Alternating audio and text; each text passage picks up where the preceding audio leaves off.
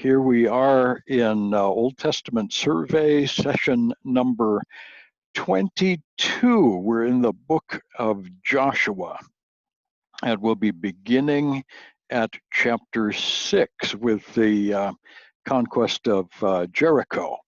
I make a point fairly often, I'm going to make it again, that the book of Joshua is intended to be read as history. This is not mythology, this is not religious literature, this is not fiction, this is not a fairy story. This is history. This is what the specialists here call the primary history of Israel. As we walk through Joshua, we're looking at verifiable and philosophers will say falsifiable information. Propositions are made about the fall of cities, the defeat of armies, the line of march, the location of borders, and so on. And these are all things that we can check. We can study the people groups who were present in Canaan at this time. We understand their background. We understand their cities. We understand the structure of these things. And so it is very reasonable. By the time we get to Joshua, probably more so even than Exodus, it's very reasonable to expect archaeological and other historical support for the biblical story. I'm not going to go over every detail. I do want you to know that there are thousands of details that support the biblical text.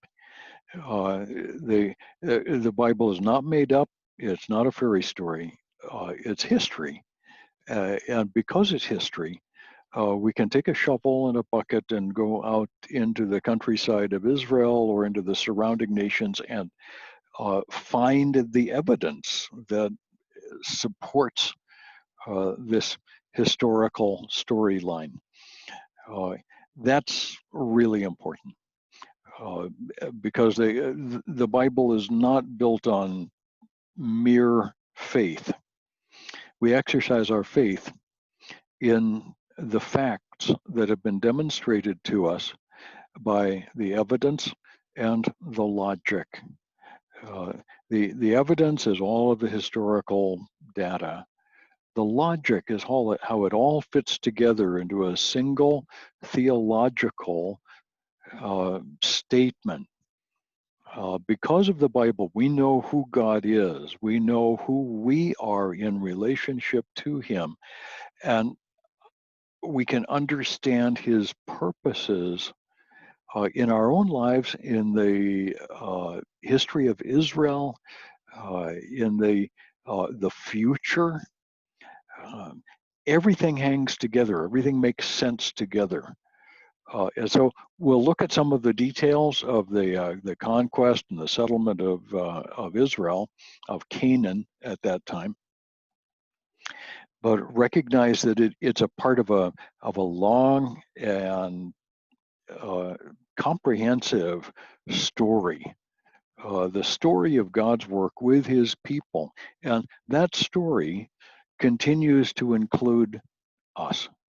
We're a part of the people of God.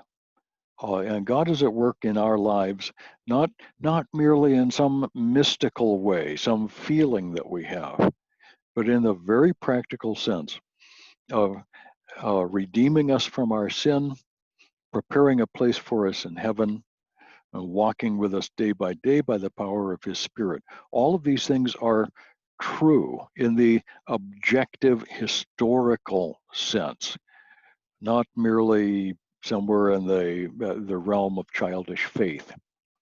And I want us to understand that distinction. Faith is in fact a mature response to the demonstrated truths of God's Word. Now let's launch into Joshua, and while we're doing that, I'm going to get my iPad up again and share a whiteboard because I want us to have a I want us to have a map. Yeah, let's see what I can do for a map here. We'll get some blue. The first part of the map is obviously the line, and I have to make a little bit of it disappear. There's Haifa.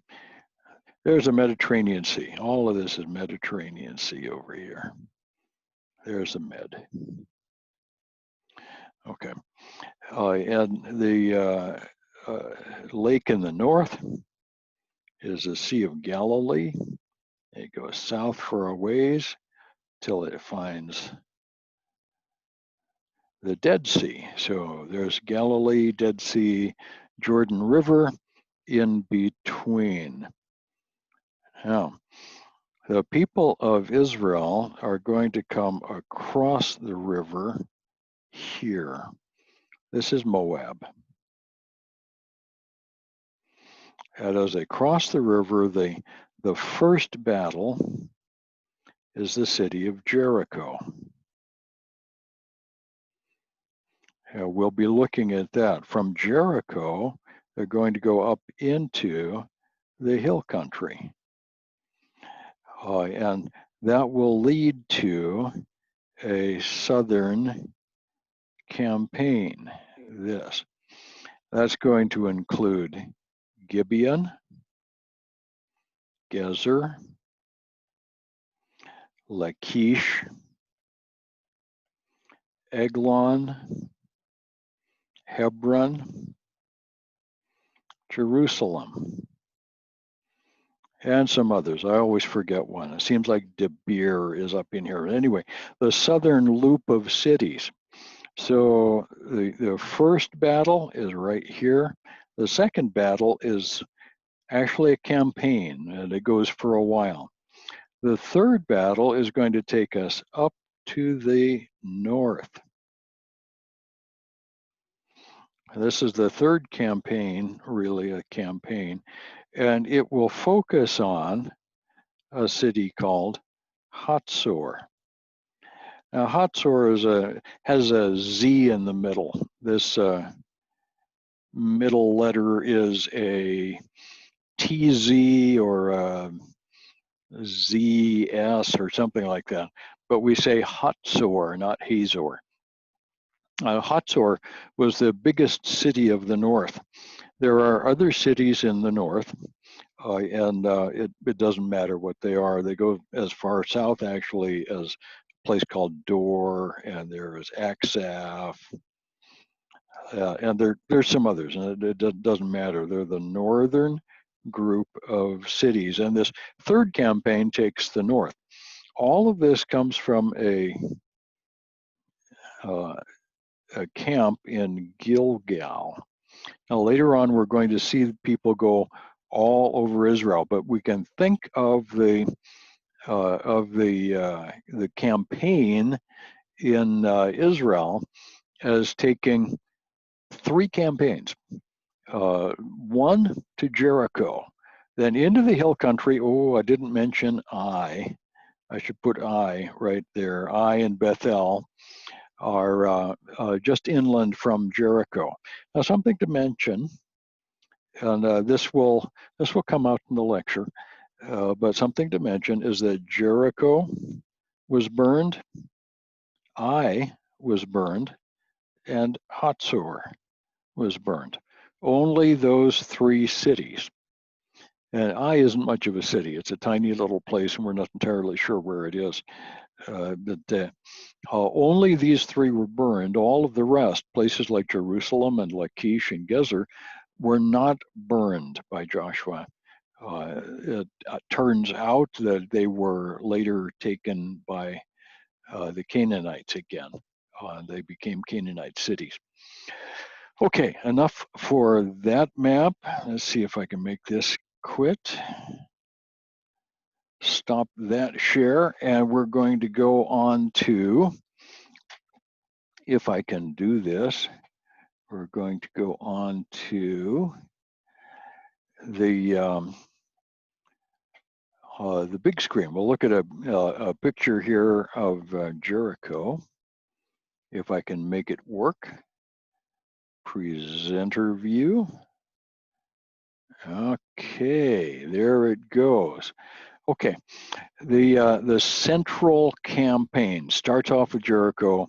It goes up through Ai, then the Battle of Gibeon, and a long southern route. And that's what we're going to start with. This photograph is taken at Jericho. Jericho is certainly one of the oldest cities on the face of the earth. It's a very, very old city. It's earliest layers. If we look down into the hole that is directly in front of us, we're looking at the base of a tower, actually.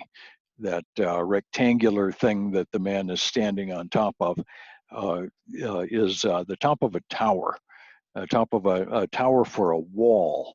At the very, very bottom of that, I think it's 15 meters down, maybe closer to 20 meters down from where he's standing, is the base of that wall. And that wall was built at a time when people used stone tools and they had not yet learned to make pottery. We call that pre-pottery Neolithic. So no pottery. They hadn't learned about molding clay into useful objects. And the new Stone Age, Neolithic, they were still using stone tools. The date for that is hotly debated by those of us who care about such things, anywhere from 3 to 8,000 BC. I think closer to 3, but uh, the various secular specialists in these things give it a lot of different dates. But Jericho is a very, very old city. I would say it's one of the earliest cities built after the flood. So as early as anything in Mesopotamia or in Egypt, very, very old city. Jericho sits right on the path. And so this story becomes very important.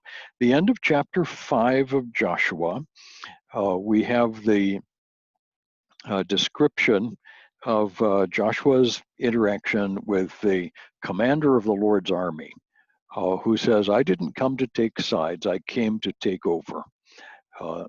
The Lord is going to do a great thing here, and Joshua, you need to decide if you're on my side. As the commander of the Lord's army, I've come. So Joshua took his sandals off and got ready to do it.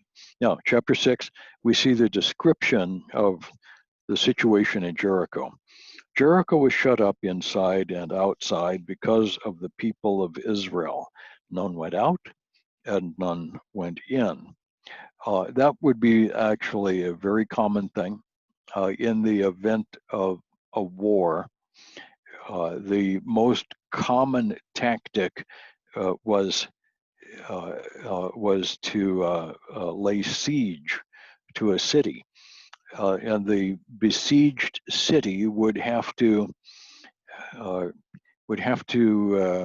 close everything up. Among other things, they would fill rubble in between the inner and the outer walls, and they would also close up their gate. The gate was a vulnerable place in any city. And the defenders would get up on the walls. They'd have their bows and arrows. They'd have various other objects up there to drop on the attackers to keep them from knocking the city down. Jericho was a heavily defended city. The defenses of Jericho go all the way back, probably 300 to 500 years into the Middle Bronze Age. The walls were quite tall. The city was surrounded by a glacis and a moat that we call a fosse. And outside the fosse was a little revetment wall that forced attackers to stand up on a short wall and then jump probably 4 or 5 meters down into the bottom of the moat before they could climb up the wall. The intention was to make it difficult, and it would have been really quite difficult. So the the tactics at Jericho are something that we're not going to see repeated anywhere else in all of Israel's history. From this battle on, God doesn't do a lot of miracles with the fall of cities. We simply don't see that. We see good tactics on Joshua's part. But Jericho sets the pattern. God is going to fight for Joshua and for Israel. Now, Jericho was shut up. Nobody went in or out. And the Lord said to Joshua, behold, I've given Jericho into your hand with its king, its mighty men. You shall march around the city, all the men of war going around the city once. This you shall do for 6 days. 7 priests shall bear trumpets of ram's horns before the ark of the covenant. And on the 7th day, you shall march around 7 times, and the priests shall blow the trumpets. When they make a long blast with the ram's horn, when you hear the sound of the trumpet, all the people shall go up with a great shout, and the wall of the city will fall down flat. And we're told that's exactly what happened. For 6 days, they marched around the city, and this would be all of the fighting men.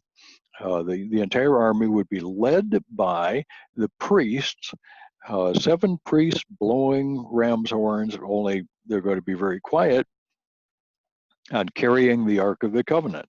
I would assume just out of archery range. This would have been terrifying to the people inside Jericho. And I think that would be part of the plan. This would be a terrible thing. On the 7th day, they march around 7 times, and then at the end of the 7th time, ram's horns and trumpets, everybody blows their horns, and the people all begin to shout. And at that point, the wall fell down flat. It would have fallen out into the outer moat and would have damaged what we call the glacis surrounding the city. I'm going to show you another whiteboard. Let's see if I can make this happen. Stop this share for a moment. Okay, and we'll get the whiteboard back up if we can do that. Here, let's see. Oops, it's a little slower than I'd like. But this is the way the city of Jericho would be set up, and I'll do this in a nice green because that will work. Okay, the slope of the city was something like so, and it was topped with a pair of walls. The walls are called casemate.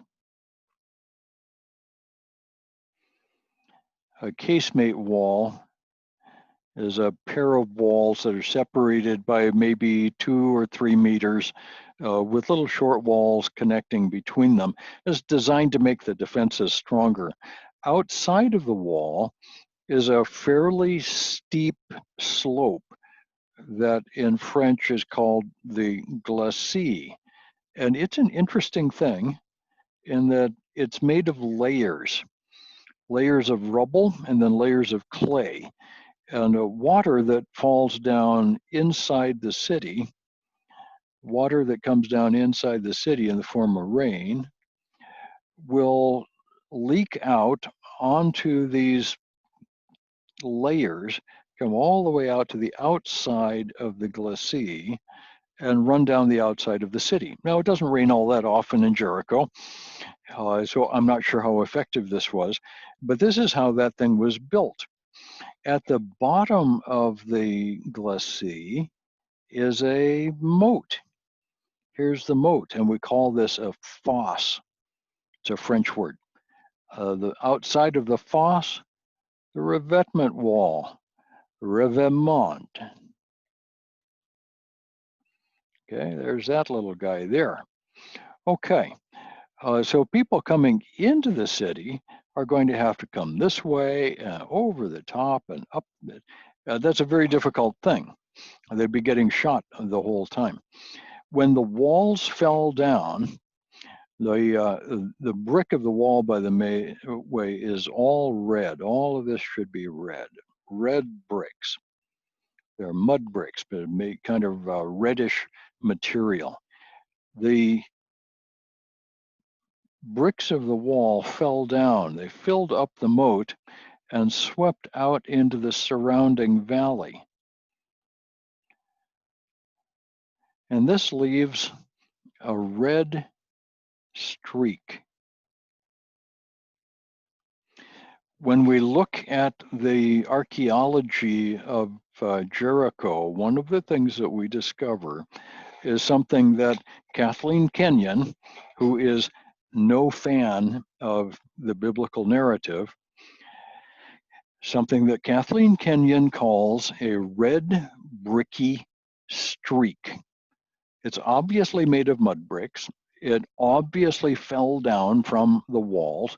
It surrounds the city, fills the fosse, overruns the revetment, and goes out hundreds of meters into the surrounding territory.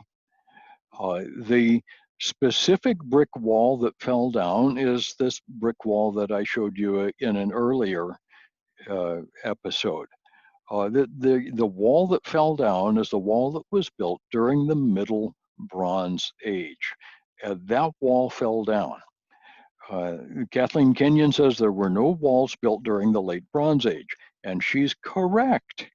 The wall that fell down was built during the Middle Bronze Age, 500 years earlier than the time of Joshua. It was an old wall, but it was still doing the job until it fell down. Now, when the people of Israel saw that the wall had fallen down, they came up and over the top into the city.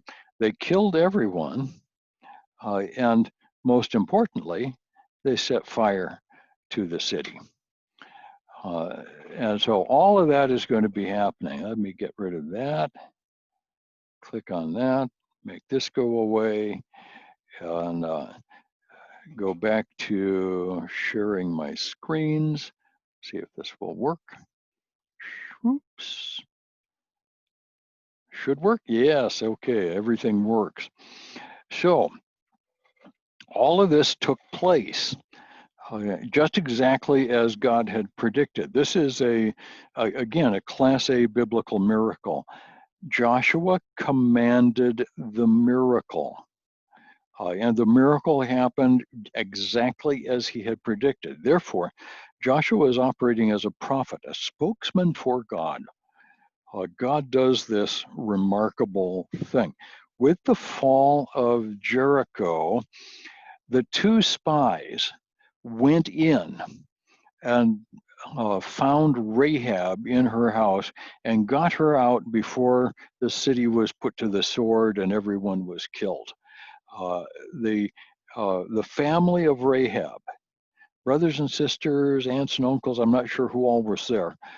Father and mother, I'm not sure who all was there, but her family was taken out of Jericho. Rahab herself became a part of the people of Israel and ends up in the lineage of Christ.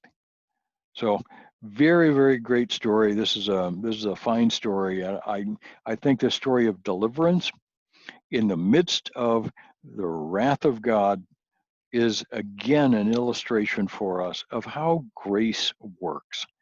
Grace is the exception to the wrath of God. When destruction is coming down on Jericho, God, in his grace, reaches down to save some. I love it. He doesn't save everybody because wrath is just, but he does save some. Now, as far as the date and the evidence for the fall of Jericho, this is hotly contested. One of my favorite scholars on this issue is a scholar about my age. I used to call him a young biblical scholar back in the 80s because he was just getting started. His name is Bryant Wood, and he founded an organization called the Associates for Biblical Research, and I follow everything that they do. He published a dissertation back in 1985 called Palestinian Pottery of the Late Bronze Age. It's one of these really technical doctoral dissertations that probably nobody reads. Anyway, I read it. I listened to him do a lecture many years ago in Memphis, Tennessee, about the date of the Exodus. And his data was so good, so well presented, so well correlated that I agree with him in everything that he says. Among other things, Brian Wood gave us in that dissertation and some of his other work is one, we found grain in storage amidst the rubble of City 4. City 4 is as a number given by John Garstang. City 4 is the Jericho layer that was taken by Joshua. In the rubble of City 4, we find Canaanite storage jars full of grain. In other words, this city didn't fall because of a long siege that led to the starvation of the people. They had plenty of grain. The city was stormed. It was taken quickly. Secondly, the city was taken after the grain harvest. If the biblical chronology is correct, this fits very well because Passover is the harvest celebration. This is the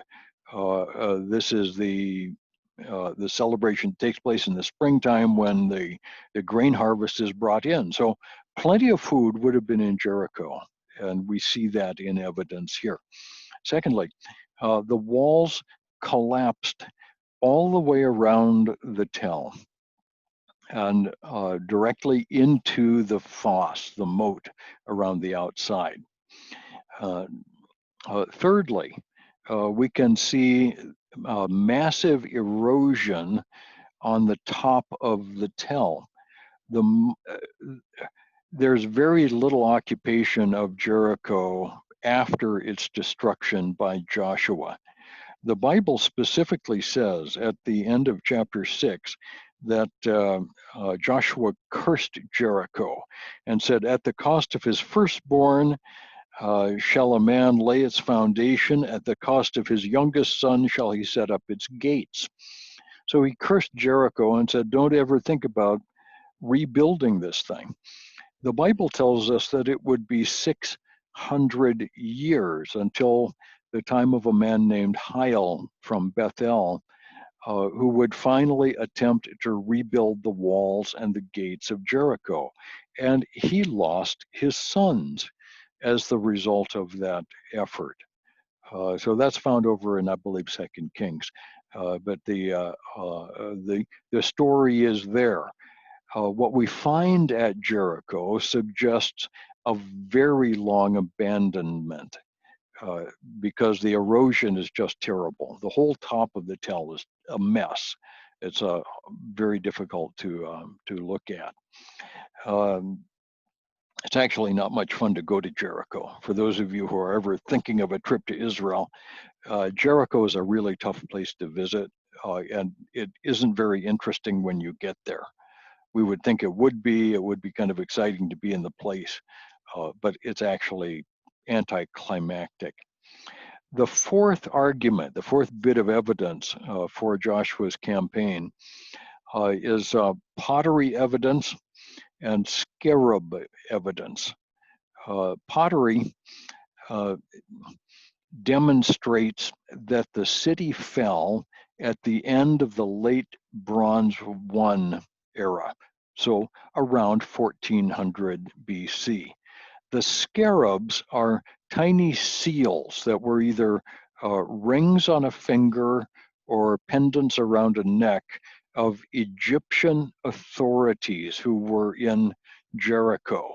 They used these as seals on official letters and correspondence. The latest seals that we have are at the end of Late Bronze 1, Amenhotep something or other.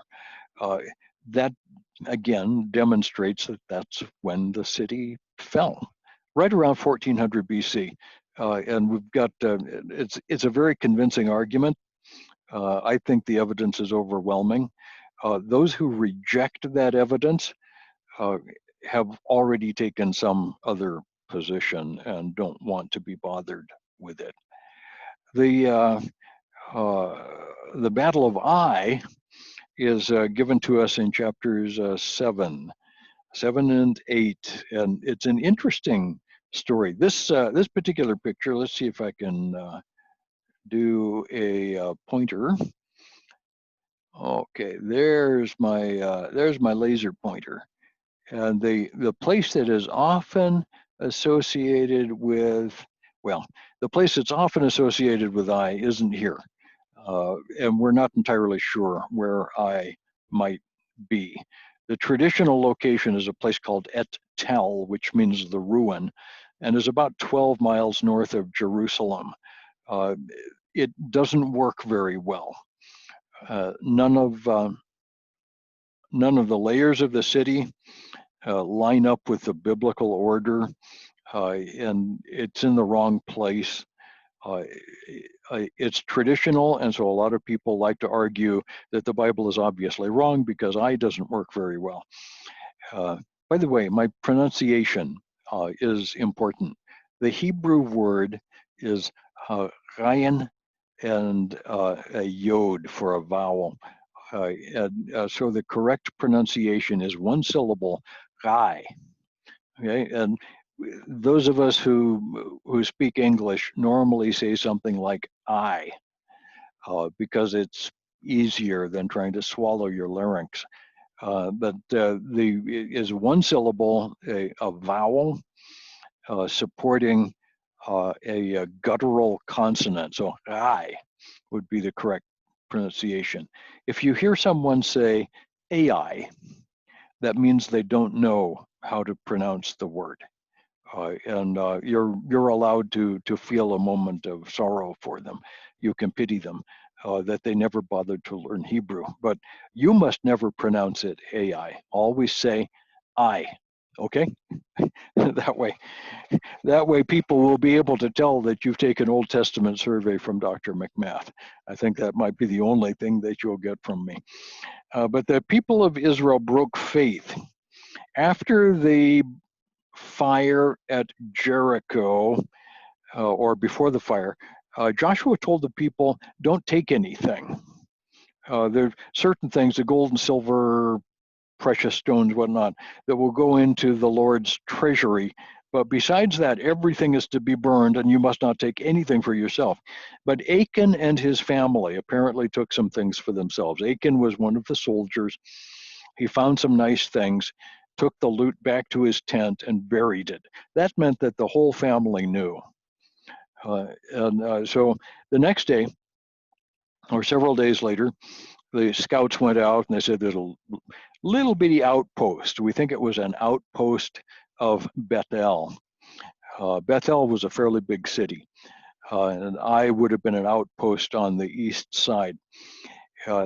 The scouts said there's this little city that blocks our way up into the hill country. There's no need to send the whole army up there, just send a few thousand men, which Joshua did, but 36 died in the effort. So Joshua was distraught. The soldiers were upset.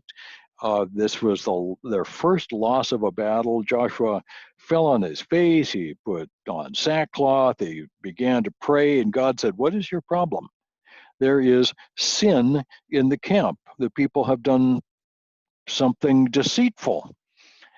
So Joshua went into the camp, and he used the drawing of lots, long sticks in his fist, to pick the right tribe, to pick the right clan, to pick the right family, until he finally got down to the family of Achan. He confronted Achan with the fact and asked Achan to tell him what he had done. And Achan confessed that he'd seen the beautiful things and he'd taken some of them. Because this was so important, because this led to the loss of life in Israel's army, God told Joshua that on this occasion he was going to need to be very strict. And so Achan and his family were taken by the whole nation of Israel out into a valley called the Valley of Achor, and there they were stoned to death, the whole family, together with the loot that they had carried away. And it came to pass afterwards that everyone passing through that valley would look at that heap of stones and say, "What is this thing? Why is there a heap of stones?" And you're to tell the sad story that this is what happened. So that happens there in chapter 7, and that's fairly important. Chapter 8 shows us the actual victory at Ai. Now, if this place is Ai, here that I'm showing in the center, Joshua's line of march would have taken him from Jericho, which is behind the little laser pointer over here, and up this valley right here. The valley has a name, but it doesn't matter. The broad slope would have been right here. The location of Bethel is behind me about a mile, so back that direction. And this place would have sat out on a tiny promontory. The main army was set right there, and God gives one set of instructions to Joshua. He says, make an ambush behind the city. And so chosen men are actually sent to two places. The passage is a little confusing, so I'll have to ask you to trust me on this one. God said, make an ambush. And what Joshua did was to send one group here into the steep valley on this side where they hid amongst the rocks on this side of the city. Another group was sent way up here onto the side of a hill, which is about where I'm standing. And this was the larger group, some thousands of men, who acted as a blocking force to keep the men of Bethel from quickly overrunning the city of Ai afterward, if and when the battle began. So two forces, a blocking force and an ambush force right here. The main body would be out on this broad hill, and Joshua up on the peak right here under the A and I, probably. That would have been a good spot to be where everybody could see him. The way the battle went down is fascinating. The men of Ai were shut up in their city, and the people went shouting and waving their stuff, their slings and arrows and whatnot, and they began charging up at the city. And as they charged, the men of Ai shot back and did all the usual things that you do when you're defending your city. And the men of Israel turned and began to retreat. They ran back up the hill. The men of Ai thought that they'd beaten them again. This is just what had happened in chapter 7. And so they left the city of Ai and started running out across this valley, chasing them. As this is going on, several other things are happening that are rather complex. The ambush, which was right here, came in from the back over the wall of the city and set fire to the city of Ai. The blocking force slowed down the army from Bethel, which is where I'm standing here taking this picture. And they slowly retreated along with the ambush retreat, went back into this valley, and the main battle happened here, which was a rout. The men of Ai were destroyed, and apparently the army of Bethel was destroyed, or at least defeated at the same time. The tactics there kind of a bait and switch, is something that modern military trainees at the national military academies still study today. They'll set up a sandbox and show how this is done. There are reports coming out of the Second World War on the island of Guadalcanal, where the Marines actually did this in order to take at least one, probably several machine gun nests away from the Japanese.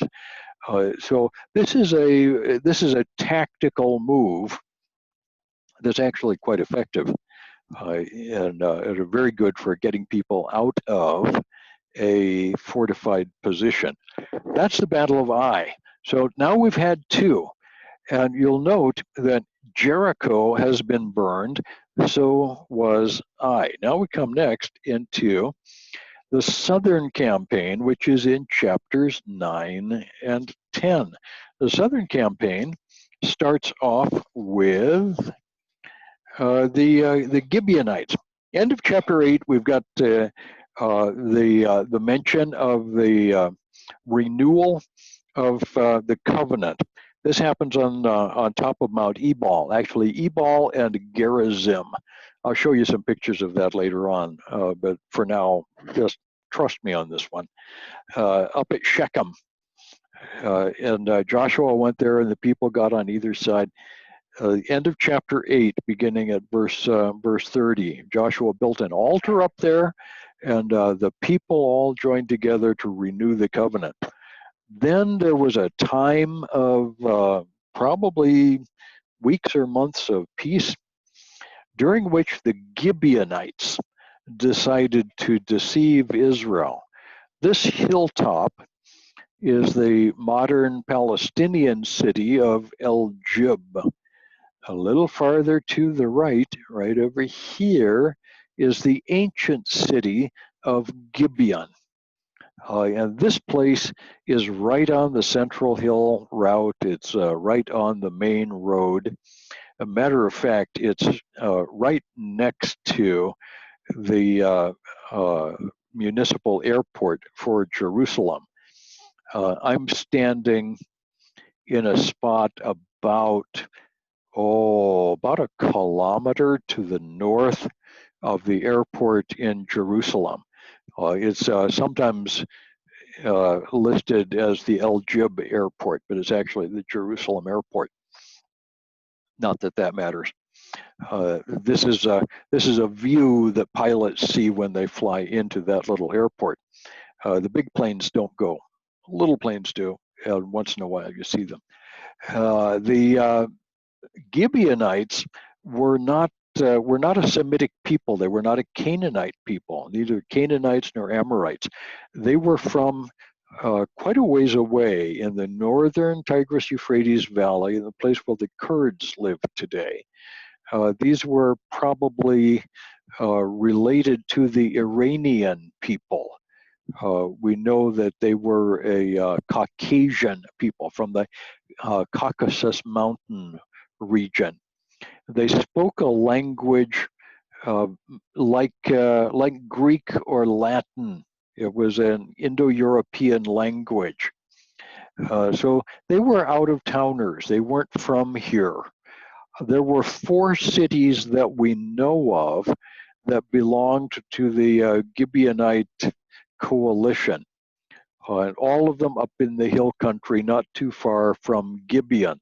Well, the Gibeonites came to the men of Israel and said, you should make an alliance with us and we'll all be friends. We come from far, far away. And they probably looked like they'd come from far, far away. They were a different kind of people. They were a different ethnic group than the Canaanites, spoke a different kind of language. And they carried with them wineskins that were old and bread that was old and shoes that were worn out. I said, look, this bread was fresh and our wineskins were new and our sandals were in good shape. Now here we are, we've come a long way. But they were lying. So instead of fighting Israel, they decided to deceive Israel and make an alliance. Joshua thought about it for a while, and didn't talk to God about it, made an alliance with the Gibeonites. That alliance is going to be a problem throughout the rest of Israel's history. A careful study of the Old Testament will show the Gibeonites popping up several times. The Gibeonites were never a warlike people. Their city was certainly not walled. The Israelites could have simply taken it. Instead, they made an alliance with the Gibeonites. After this became known, Joshua imposed that the Gibeonites would be drawers of water and hewers of wood. So they would cut wood for fires, and they would draw water out of cisterns for the people of Israel. Very, very interesting thing, and it tells us a lot about the Gibeonites. That they would do this tells us quite a bit about Joshua. This is one of his first real serious mistakes. The result of all of that happens in chapter 10, when the Southern Alliance, a coalition of cities from the south, 5 kings, the kings of Jerusalem, Hebron, Yarmut, Lachish, and Eglon, gathered their forces and went to war against the Gibeonites, for heaven's sakes. And the Gibeonites called to Joshua for help because, after all, we're friends now, we're allies, you have to help us. Joshua found that his hand was forced. He had to go to war. And so Joshua gathered his army. They went to war against the Southern Coalition. The battle went quickly against the Southern kings. And they went running from Gibeon down what we call the Ajalon Valley. It's rather a rugged stretch, but they went down, and Joshua said, "Keep chasing them, keep on chasing them." We know that they took a left turn near the Tel, that we call Gezer, Tel Gezer with the standing stones. The Ajalon Valley goes right there. And they kept right on going, and Joshua and his men kept right on following them. But the day was getting kind of long. So God sent hail, thunder and lightning and hailstones so big that there were more killed by hailstones than by the swords of Israel. But still, the day was getting long. And so Joshua prayed that the sun would stand still. This description in chapter 10 of Joshua is of the standing still of the sun, while Joshua's army continued finishing up the battle against the Southern Coalition. The standing still of the sun is, of course, a figure of speech. The sun didn't stand still. The earth slowed or stopped in its rotation. It doesn't matter, but that's what happened. And this lasted for the better part of a day while this battle continued. Now, following that battle, we see a southern campaign that takes us down the coastal route. And so the city of Gezer, that army is going to march out and come in behind Joshua. They had to be fought.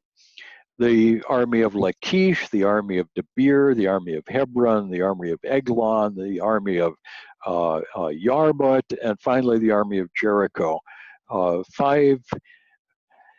Five or six or seven cities, depending on how you count them, in this Gibeonite coalition or anti-Gibeonite coalition.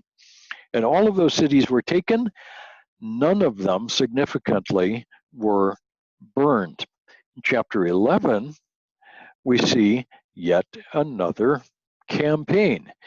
This is centered on the city of Hazor. This road is actually a very important road. This is the old Roman road, and the Roman road is built on top of the old international route between Mesopotamia and Egypt. We call this the Via Maris. And the main road, let me see if I've can make this happen here. Click and click. There's my laser pointer. So right down the road, the yellow line there, well, one day, when I took this picture almost 40 years ago, the new road hadn't been built yet. And the yellow line was meant to be the center line. And only one lane of asphalt had been laid. Today, there's a nice road here. But you drive up this road, and you're following the Roman and Egyptian path past the city of Hazor. Actually, this is Hazor over here, and this hill on the right is also Hazor. The road builders at one time put the road right through the middle of things. But this is Hazor to the left.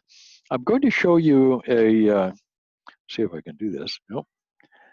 I'm going to see if I can get back to automatic and show you this northern city.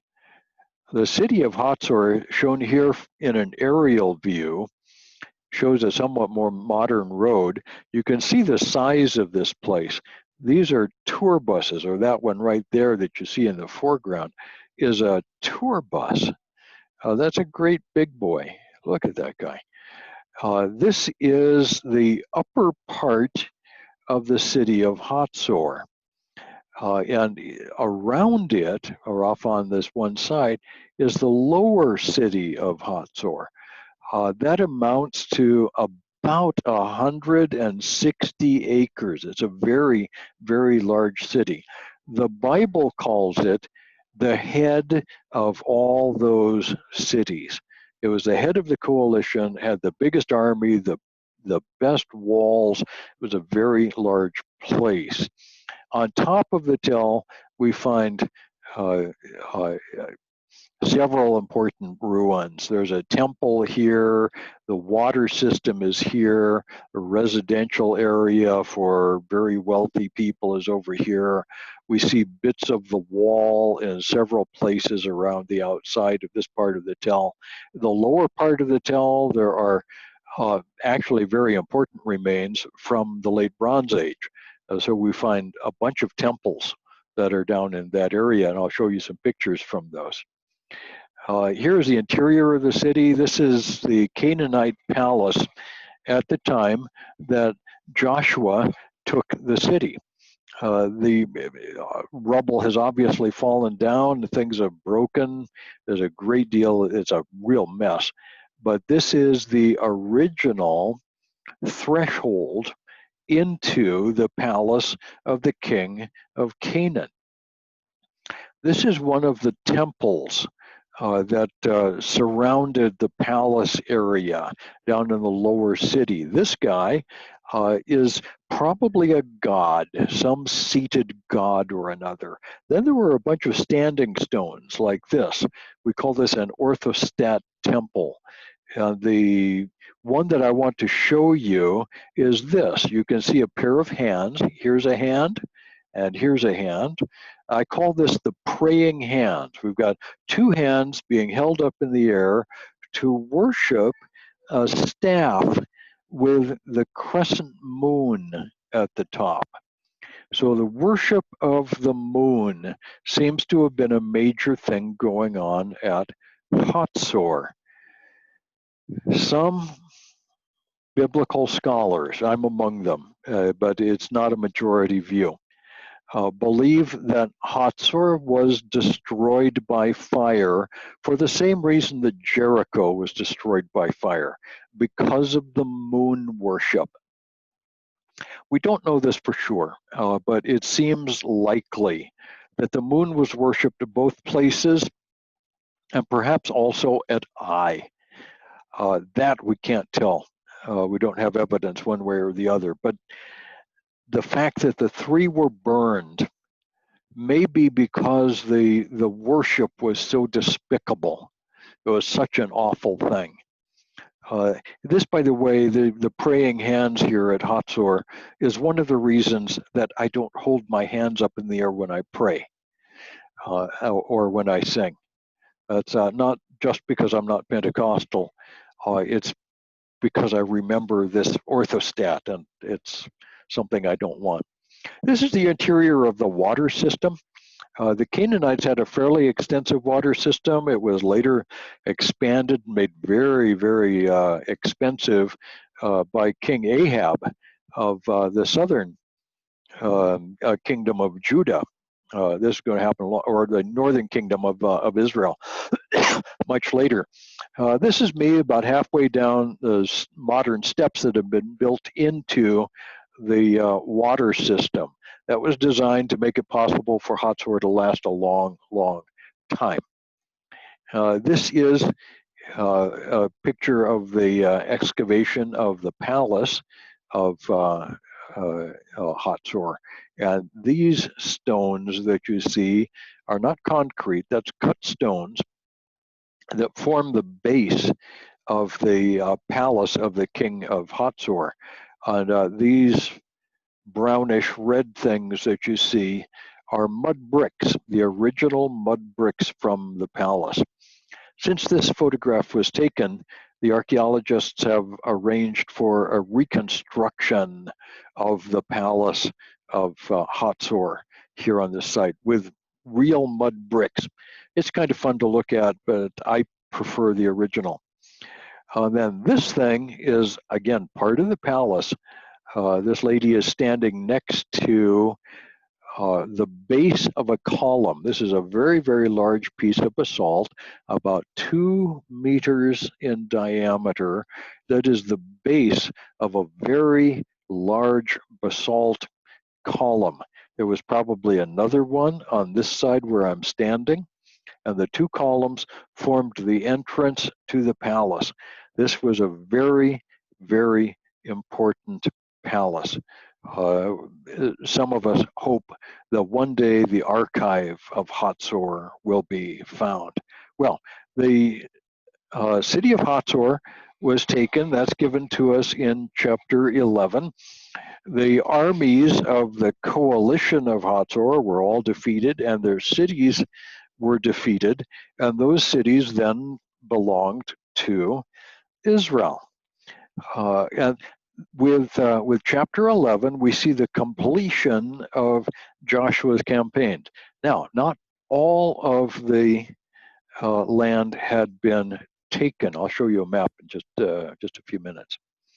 But here in chapter 11, on into chapter 12, we get a review of the victories. This thing that I'm showing you in the background is actually Egyptian. This is a king list.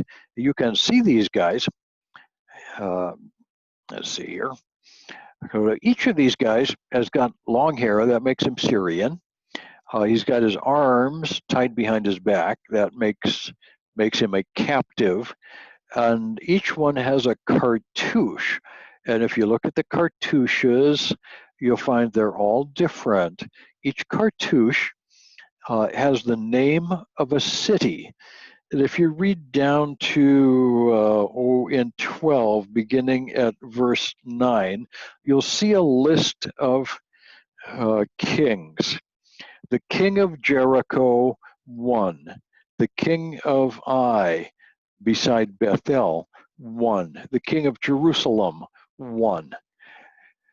That pattern, that literary form is exactly what we find here in the Egyptian king list. Moses and Joshua would have known this pattern. And so the list of kings is the same thing. The king of so-and-so, 1. The king of such and such, 1. The king of this other place, 1. And here we have the long list of the conquered cities. In chapter 13, we get, first of all, a list of the cities that have, or the areas that were not conquered. And I will show you this just briefly. Here in the north, the Ajalon, or not Ajalon, but the Jezreel Valley, this whole area here, and along the coast, what we call Asher, was not taken. In the south, the coastal plain, all of the cities of the Canaanites and later the Philistines was left untaken.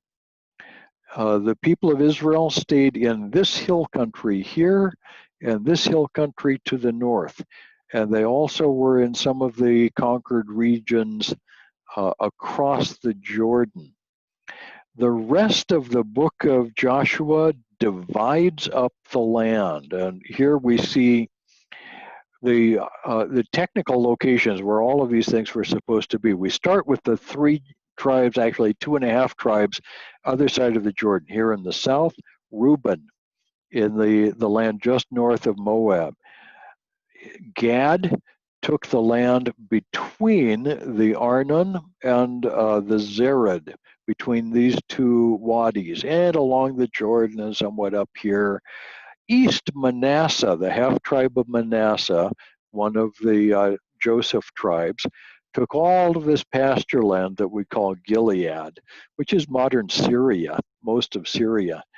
This little area in central hill country to the north of Shechem, this area here, including all of the Jordan Valley, all of the hill country leading over to Haifa. This is Haifa over here. All of this was supposed to be Manasseh. So East Manasseh, West Manasseh, the tribe of Joseph.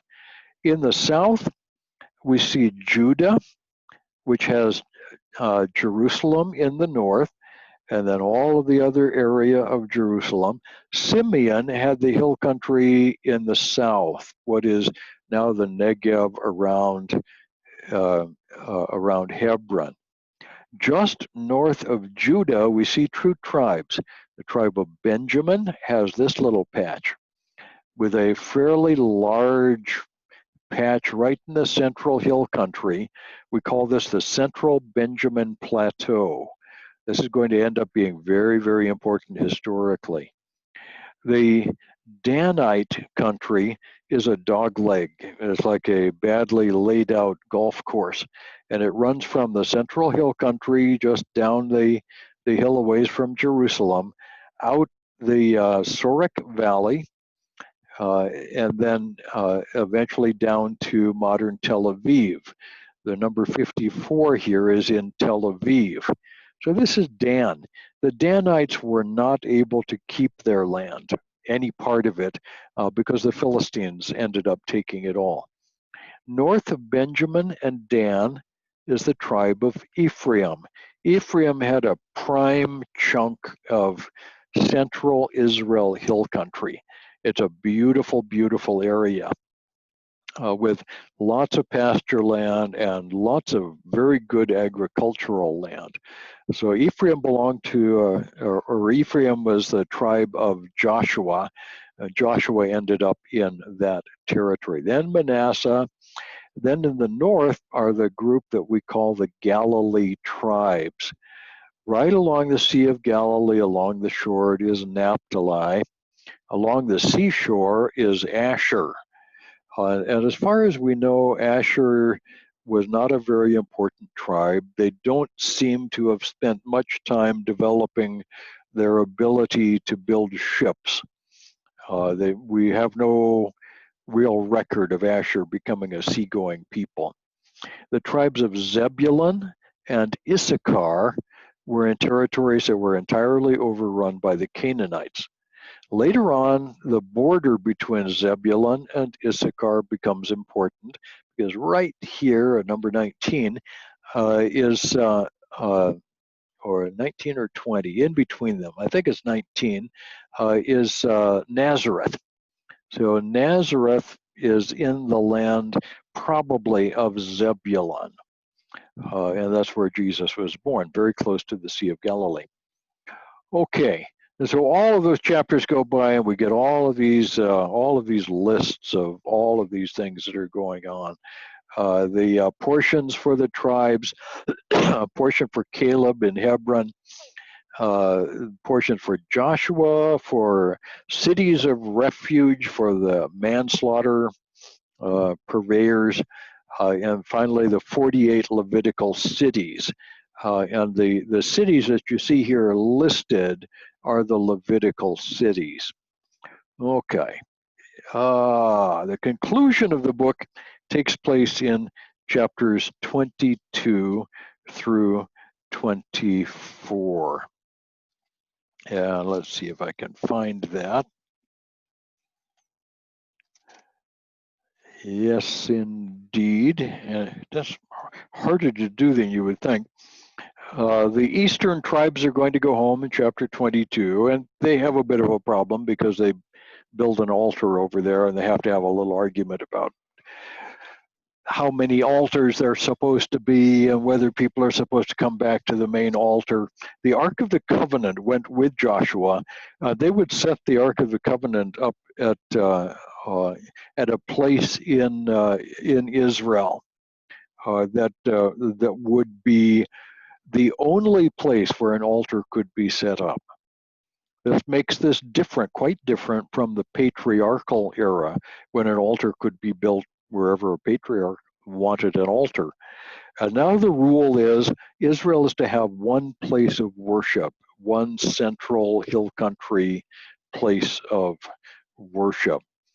In chapter 23, Joshua begins a charge first to the leaders and then to all of the people.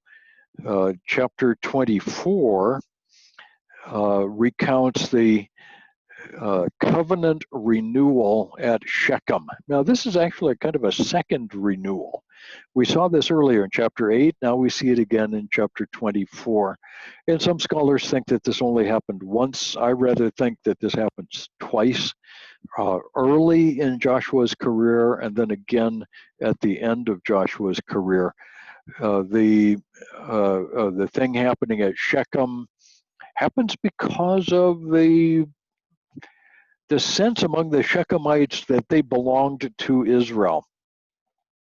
One fascinating bit of archaeological data demonstrates to us that the Shechemites really thought that they didn't need to fight Israel. The Amarna letters, the letters written from Canaan to the king of Egypt during the time of the conquest, include a letter from the king of Jerusalem, a fellow by the name of Abdimelech. And Abdimelech says that the king of Shechem, whose name is Abdihepa, has become a Habiru and has turned against the king of Egypt. Okay, to become a Habiru meant to join forces with the people who were coming in from the desert. I think the Hebrews were among people whom the Canaanites might have called Habiru. It's not identical, but they're similar. And for Shechem to become Habiru means that they have declared to be amongst the Hebrew people. And we notice that there is no war fought against the city of Shechem. Those people became Israelites and are numbered amongst the people of Israel. And that leads us up to the concluding speech of Joshua, which happens here in chapter 24, beginning at verse 14. I actually consider this a memory verse kind of place. Joshua, at the end of his life, saying, I'm about to die. This is what you have to do. Now, therefore, fear the Lord and serve him in sincerity and faithfulness. Put away the gods that your fathers served beyond the river and in Egypt, and serve the Lord. And if it is evil in your eyes to serve the Lord, choose this day whom you will serve, whether the gods of your fathers or the gods of the Amorites in whose land you dwell. But as for me and my house, we will serve the Lord.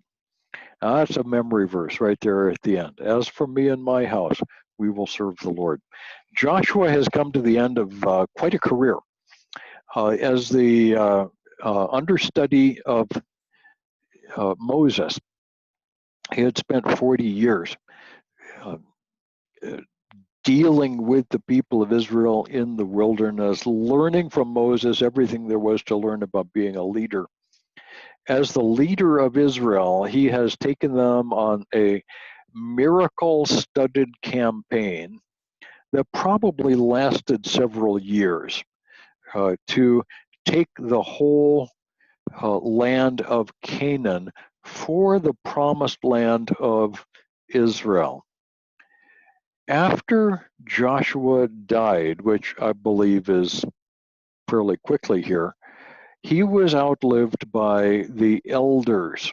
He had a group of leaders who surrounded him, his cabinet, who were elders, and they lived another 40 years or so.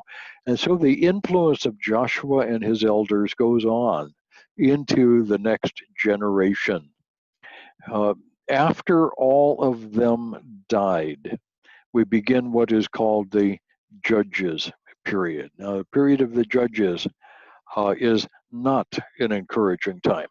If you have time between now and next Monday, I would ask you to read the book of Judges. There's some great stories in there. I love to tell stories from the book of Judges, but there we'll see what happens when there rose up a generation that had forgotten what God did for all of his people.